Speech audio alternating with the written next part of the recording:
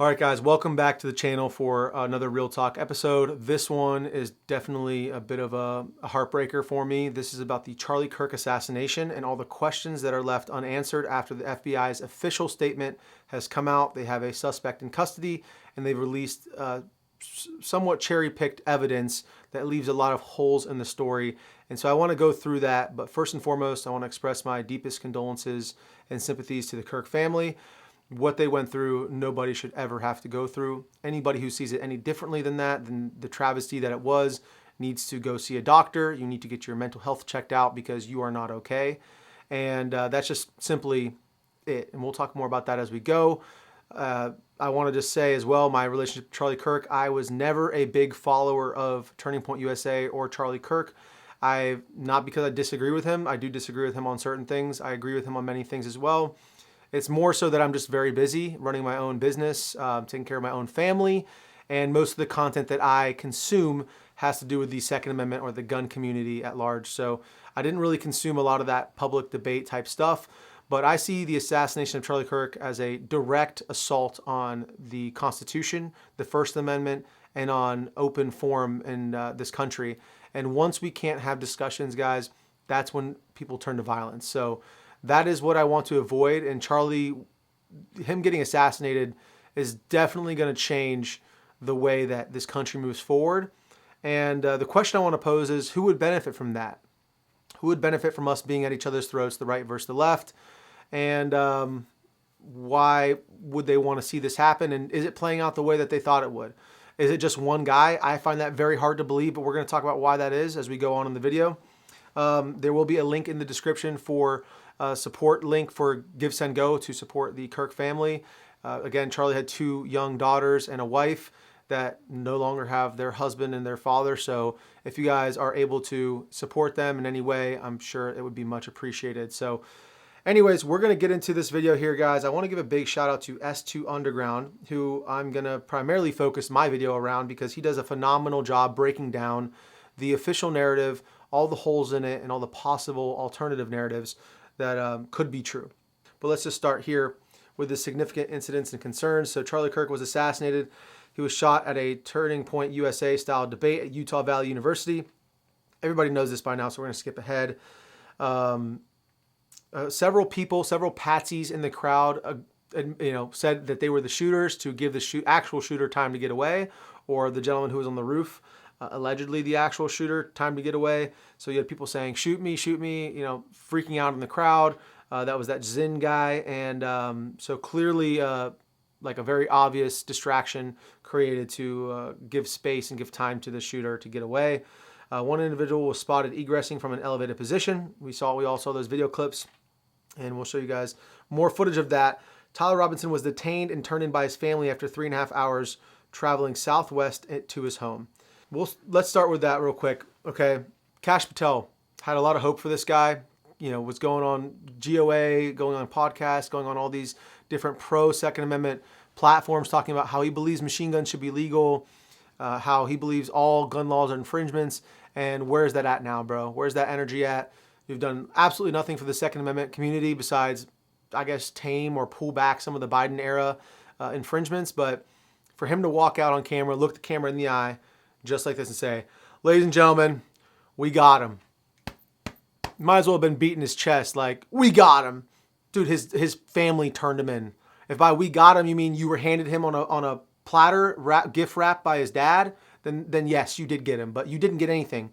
All of the rights we've given up since 9/11, between the Patriot Act, the NSA spying us, the CIA, the ATF overreach, all of these 3-letter agencies that have been spying on us and undoubtedly listening to our phone calls, tracking our emails and texts.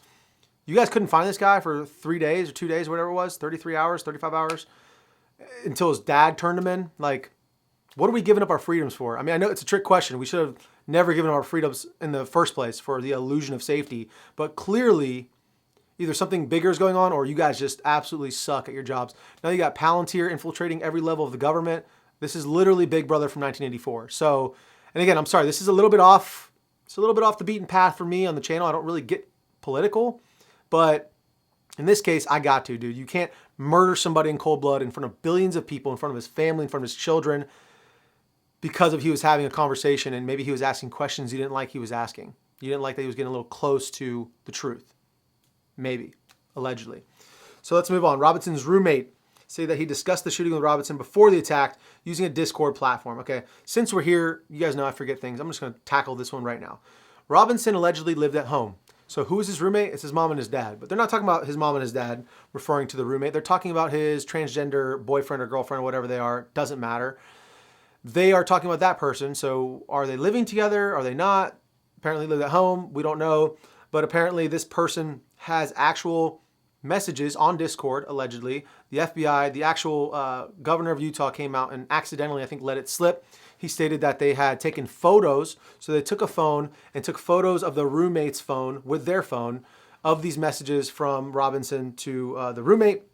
And in those messages, it's describing picking up, having a drop-off location, having to pick up the weapon, where he left it, describing the way it was left, and also the inscriptions on the casings, on the shell casings that were remaining in the gun. Apparently the fired casing was still in the gun. It's a bolt action gun, so unless you rack the bolt and pull it back, the cartridge will stay in the chamber. So apparently all of the rounds were still in there. I believe there's 4 rounds total, and they were describing the inscriptions on them. So proof that this person was an accomplice. So why they weren't arrested immediately, why their documents and their information wasn't subpoenaed, and they didn't get warrants to search everything on them, I don't know. Again, a very weird thing to happen.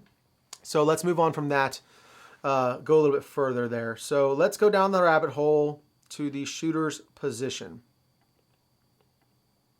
So here we have a good overhead shot from Google Maps, it looks like, of the shooter's position right here on this rooftop. You can see what the vantage point looks like. I did not realize that this building right here actually kind of protrudes into the sight picture a little bit. I'm guessing Charlie was sitting right here in the middle of this tent.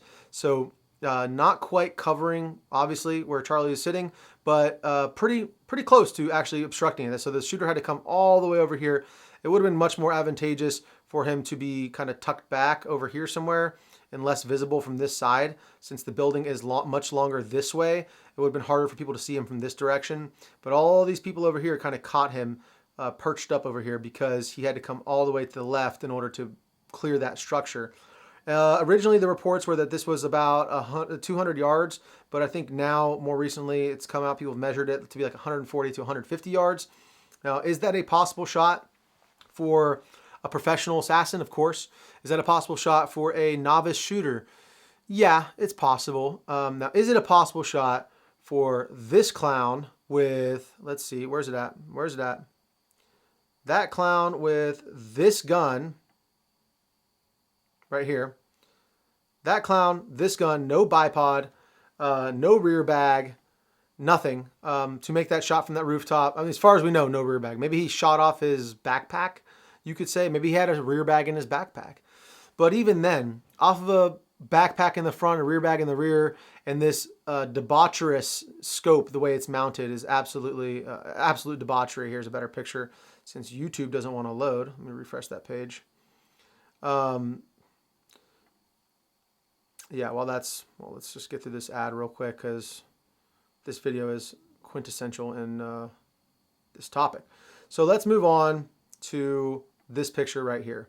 So you could see down from the area where the event was being hosted, you could see him perched up on the rooftop there, and that is the position. You can see the brick wall there, also right here. So originally I thought it might have been that taller tiered position up top, but I believe it's this position right here on this tier because of the brick wall matching. So moving on, this is a cool vantage point. I like the way he's laid this out for us. So this is the actual camera location. It's off this building right here, and it's facing the building in which the shooter took the shot from.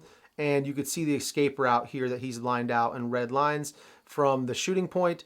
And about right here is where he's at when the FBI's footage starts. They've cut out the beginning part of the video that we assume that they have the shot on camera and potentially him changing clothes on camera, which we'll talk about here in a moment. But it starts right here, and he comes on down. You see him come over to this edge, jumps down, sprains his ankle or hyperextends his knee or whatever, and then walks off or jogs off and then starts walking over here once he gets close to the road. And once he gets to the road, the video cuts off. So you'll see that here in this next image. Again, S2 Underground seems to believe that the FBI certainly has footage of him taking the shot. They're just not releasing it because it's, I guess, what's the word I'm looking for? It's like shocking, I guess. But you know what's shocking is watching a man lose half of his blood in his body in a matter of 5 seconds on camera at about 4 feet away in 4K. So that's shocking. To be able to see maybe a little bit of a muzzle blast from over here. This is the shooter's position, as S2 will point out in a moment. To maybe, I doubt you'll be able to see the muzzle blast or recoil or anything from this distance and this angle, to be quite honest. But to see him proned out there would put a lot of people's minds at ease, in my opinion. So the fact that it didn't show that is very telling, in my opinion. Again, let's go back a little bit and see if we can get him on the start of the run. So yeah, right there is kind of where the video, maybe he starts to step back or not, but that's essentially, I believe that's right where it starts. Let's see. So yeah, it starts right there. So this is the shooting position, and the video from the FBI starts where he's right here. So he's allegedly already packed up or broken down his gun or wrapped it up in this towel, allegedly. I think that's what they're alleging. And he's fleeing here. Now, one thing to notice is you can see him through these glass pane windows here. So you see his legs moving along the window. So he is not a multi-dimensional evil being. He's a human being of this earth. Jumps down on this little roof, and then from here, they zoom into the video even more, and he jumps down even from there to here, and you could see this jacket that he's holding is real flimsy. It does not look like a 44-inch long gun.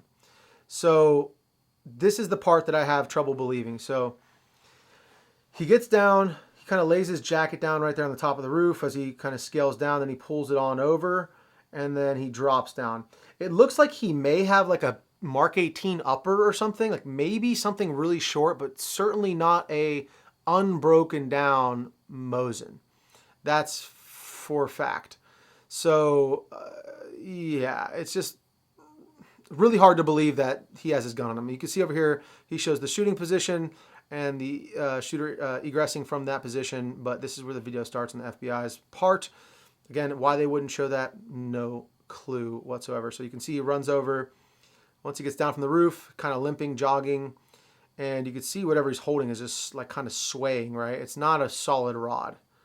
But he gets over to the street, and at that point, the video cuts off. He's waiting for some cars to pass by, and he's going to jaywalk across the street. As if murder wasn't enough of a crime for the day, he's going to jaywalk here. So, yeah, that's where the video ends.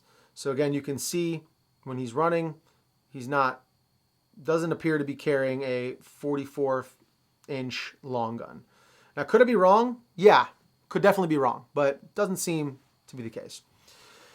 Let's move on here to this footage here. So this is actually not footage. This is a photo. These are a series of photos, screenshots from a footage from a video camera in the stairwell. This is what the FBI chose to release. They could have released the actual video, but I don't know why they haven't. But they're alleging this guy has the long gun stashed in his jeans and his shirt. Now, I don't know how tall this dude is, but I'm guessing he's not taller than 6'4".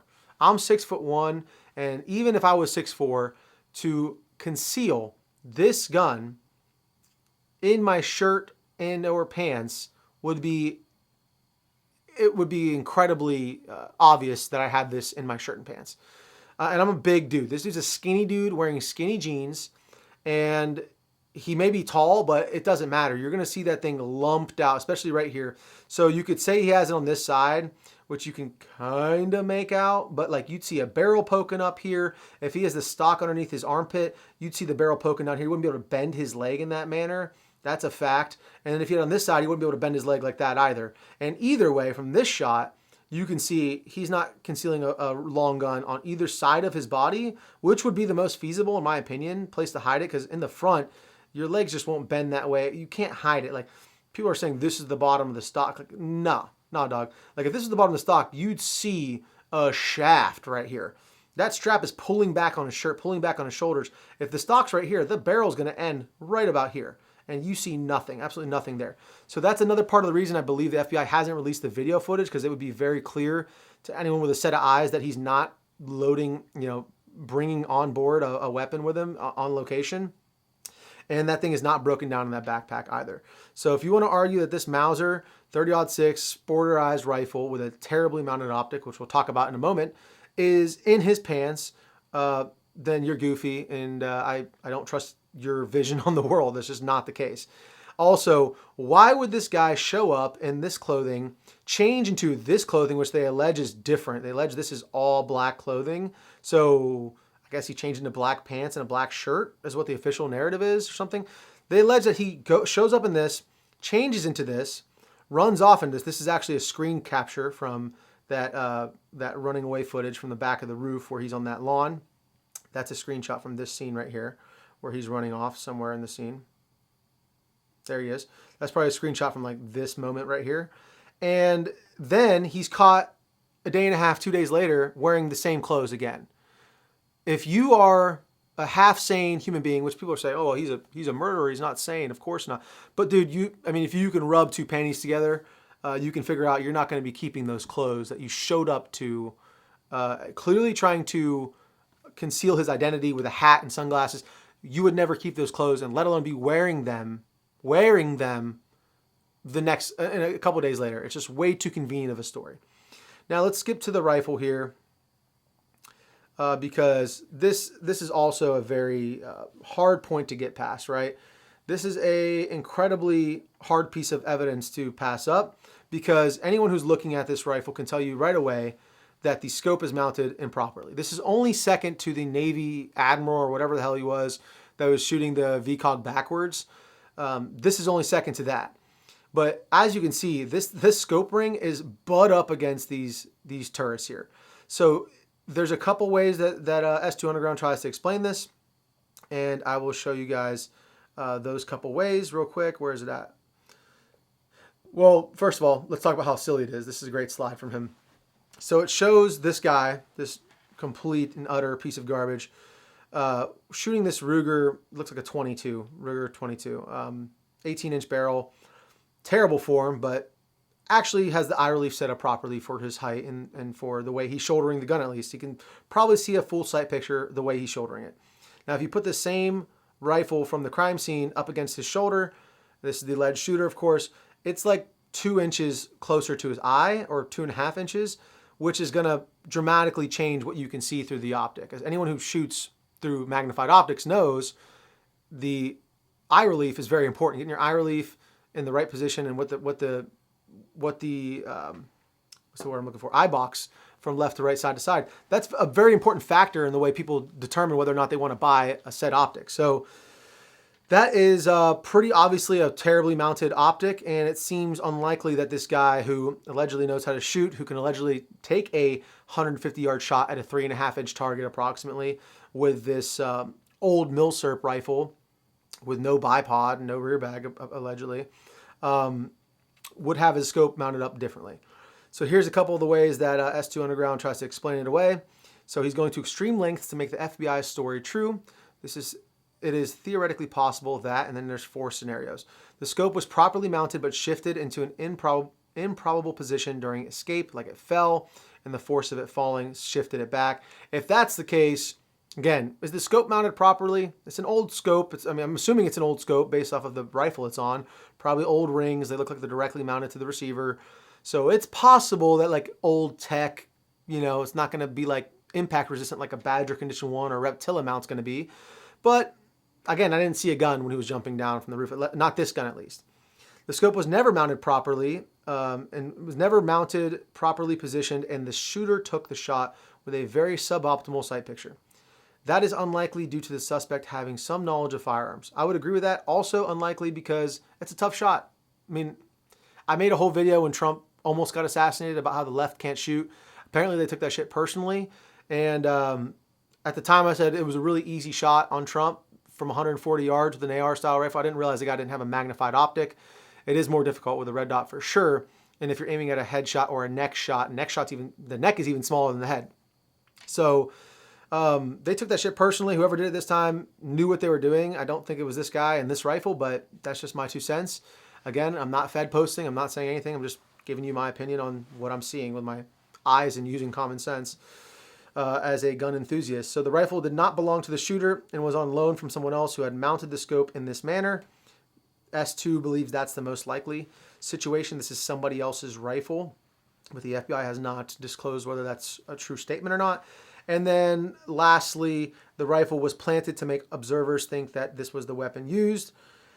I think that's the most likely, to be 100% honest. I mean, it just sounds way too good to be true that he flees, he goes to whatever neighborhood, drops this thing neatly in a wrapped in a towel. He has messages, according to the FBI, to this roommate that are on Discord, but Discord claims that they don't have any messages from this guy. Let's see, where's that screenshot at? Where are you at, baby? I think it's up here a little bit further. Let's find it. I want to show you guys this because it's important. Of course, now I can't find it. Here it is. So Discord alleges that they have no record of messages between the shooting suspect and the roommate, and that the platform was not used in the suspect's murder plan. So why would the FBI make up something about Discord and claim that they actually took photos of a phone with a phone? Very strange.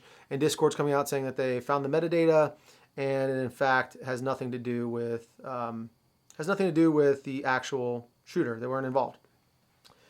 In the course of our investigations, we identified Discord account associated with the suspect, but have found no evidence that the suspect planned this incident or prompted violence on Discord. Well, to say they have no evidence that that the suspect planned this incident or prompted violence on Discord, I'm sure they heard what the FBI said was said on Discord, and if they are making that claim, then I'm sure at least on their end they're not seeing that. So moving on, he mentions this lady who's apparently the head of the FBI field office in wherever, Salt Lake City or whatever that area was that this went down in.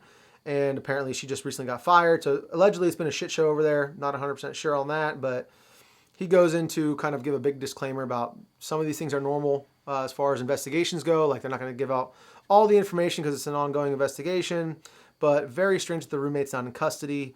And there's a lot of things that the FBI seems to be trying to explain away.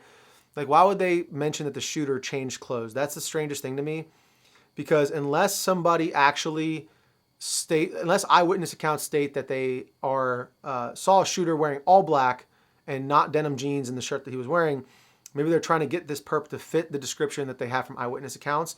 Maybe that's why they're saying that he changed, but it just makes absolutely no sense that he changes back into the clothing that he took the shot with, allegedly. This is one of my favorite slides, so let's just jump right to this. So he proposes 3 possible narratives. I think there's probably like an infinite number of possible narratives. That's kind of the point. I think the reason and part of the effectiveness of PSYOPs is that you start to question everything. And so nobody really agrees on what reality is, and you can never get anything done. So with that being said, let's talk about how reality isn't real and how many of these possible narratives there are. So starting with narrative 1, the official story. Robinson conducted the shooting. Robinson acted alone. Who believes that? I certainly don't. So let's move on to narrative number 2, a more reasonable, plausible alternative. Robinson conducted the shooting, but had help. Robinson planned the attack with the help of others. Robinson may have been the shooter, but it wasn't his rifle. So this is a little bit closer to where I think it lies. I think it lies somewhere in between 2 and 3, honestly. I think the others being mentioned here are state actors, possible 3-letter agencies, possibly foreign, possibly domestic, most likely foreign. That has a huge influence on domestic policies. And I think you guys all know where I'm going with that. Charlie Kirk has been very critical of them in passing weeks and months, and actually even stated to a close friend of his, who then relayed it to another friend of that individual's, that Charlie was in fear for his life, that the Israelis were possibly going to harm him or take him out, essentially. So I think it's probably in between 2 and 3. And then the third fringe position is Robinson was not the shooter. The rifle was staged. His clothes change debacle is evidence that they don't have the right man. Security camera footage doesn't look like him. He communicated with others who are more involved. I think it's a blend between 1 and 2. Whether he was the shooter or not, I don't think he was a shooter, to be quite honest. I do think the rifle was staged. I think the clothes change debacle, again, is to explain away it being a different person. Security camera footage kind of looks like him. He might have been there. He could have very easily been there if he was a part of it. He could have been the patsy, the decoy, right? And he may or may not have communicated with others. A lot of times these guys like to keep it on a need-to-know basis. They don't want loose ends. So again, I guess I lean way more towards the third position. I thought I was in between 2 and 3, but I guess I'm a lot more towards number 3. Whether he was the shooter or not, that's okay. Let's keep going. That's pretty much it, actually. So let's go ahead and move on to this guy right here. So this is another thing that everyone's kind of screaming about right now, and let's watch it first, and then I'll give you guys my opinions. So you have these guys to the back right of Charlie, and don't worry, there's nothing graphic here. You have these guys making hand signals just before the shots ring out. This is just before the shots ring out. Charlie picks up the mic to answer the question, and then right after he says what he says, he gets shot. So I'm going to address this right now. I don't think this is anything because I do this all the time. I do this all the time. That is not strange to me for somebody to do adjust themselves or to do something like that. So also, people are pointing to the fact the last question that was asked before he was shot was about gun violence. And they bring up the fact that, was that the cue for the shooter to shoot? And I think whether it was a professional shooter or it was this amateur fringe leftist, I think that either way, they don't need a signal to pull the shot. Like, I think it was a weird coincidence, a positive coincidence for gun grabbers and Democrats, because they're going to be like, that was Charlie's last question he was on, was talking about gun violence and blaming it on gangs and whatnot, instead of taking accountability for what guns, and then he gets shot.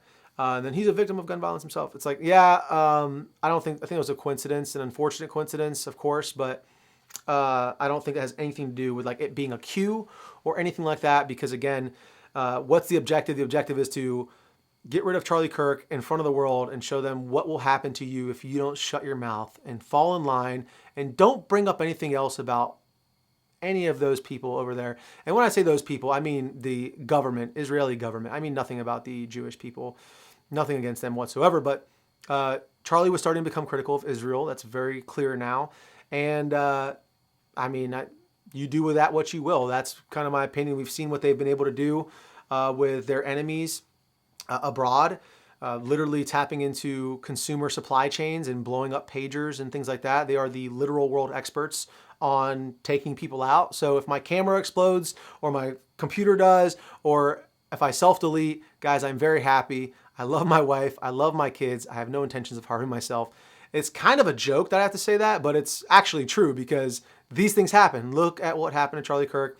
Look at what happens to anyone involved with dissenting against the actual government of America, essentially. So again, I normally don't go off the firearms beaten path, talk about politics, but something needs to be said. The attack on Charlie Kirk, whether you agreed with him or not, which most conservative people in the country did, he had very vanilla takes. It wasn't like he was an extremist in any way, shape, or form. He believed in having a family, and yeah, maybe was he a little, did he rub people the wrong way? Of course. I mean, anyone who stands on their beliefs and doesn't bend the knee to ideology or to the political movements or to social movements is going to rub people the wrong way because they believe what they believe. Nothing's going to change that. But to shoot a man for having a conversation, he did not live by the sword. He lived by the pen. He had conversations with people. That is a direct attack on the Constitution of the United States, on the First Amendment, and you use the Second Amendment to do it. To what? To cause division, to sow distrust, to get us infighting so we can't focus on the real enemies that have been keeping us down, keeping us indentured slaves, creating a country where we can barely afford housing. People are deciding to not have children because the cost of living is so high. And guess what? The rich keep getting richer and the wars keep going on and the sons keep getting sent out to get murdered overseas. For what? For what?